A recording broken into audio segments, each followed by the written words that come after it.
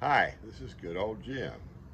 I really hadn't thought much about planting Plumeria seeds. For many years, I have grown Plumerias from cuttings. I sold 46 Plumeria plants this year and is extremely happy with those results.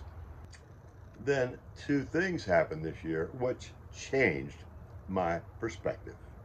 First, I started a microgreens business in my home. I needed the rack, the lights, and all the fixings.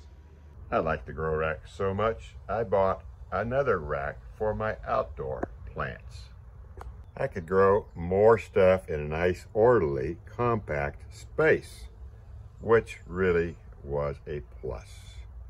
The second thing that happened was my brother, David, gave me some Plumeria seeds to try. I didn't realize how fast they would grow. I was surprised. That was enough for me to buy some seeds. I found Doug at Maui Plumeria Gardens.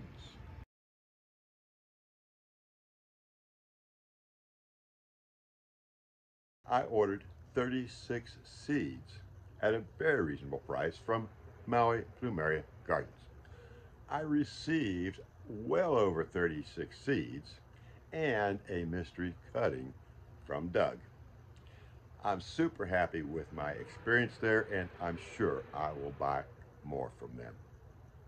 Let's take you on my journey from these seeds to this mature plant. It starts with germinating the seeds. I start with a wet paper towel process.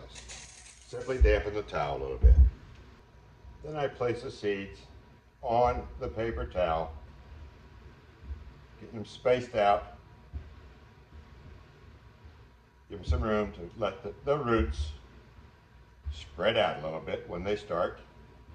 Then I fold the paper towel in half and lightly pat it down.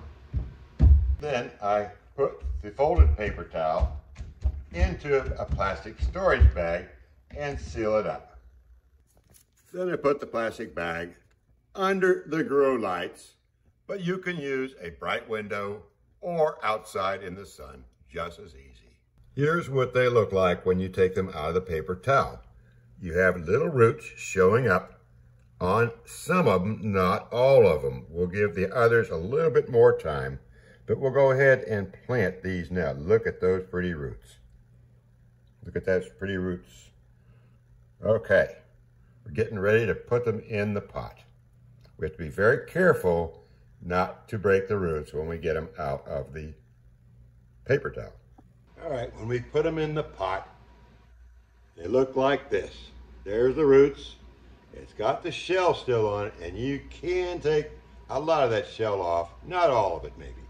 But we very simply just tuck the roots in the soil, put a little finger mark in the soil. I'm using coconut coir, and tap it down, put it in there real nice, and that's all there is to get it going. Then once we get it into the pots, I'll water the top surfaces just lightly on the first day to get the roots something to get going in.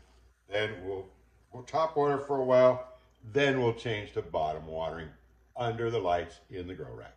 After I get them in the pots, I label each one of them so I can follow that particular one. This one is the Kalani. It's a beautiful pink one, and we'll follow it all the way through the process. All right, we're a month later, and I've got 54 seedlings going from those 36 seeds that I ordered. The Kalanis are doing great. They're about ready to move into a little bit bigger pot, at least some of them. It's 2 weeks later, and I have moved my 10 best Kalani into 1 quart round pots from the 3-inch starter pots to give the roots a little more room to run. 3 weeks have passed, and I'm starting to move my Kalanis from this 1 quart round pot into the 2.3 quart square pot. These pots should be good for quite a while and provide ample space for the roots to grow.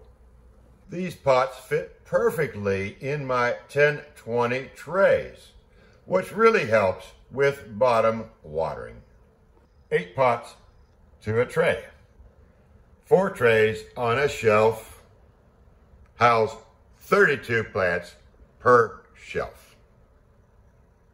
This video will end now, but I will show you the growing cycle in a later version as they progress. This portion of the video has already taken over 2 months. I have yet to see any video that will take you from seed to bloom. My goal is to provide that for you. There's a lot of time involved in this process. See you next time when we'll take you to full-grown plants.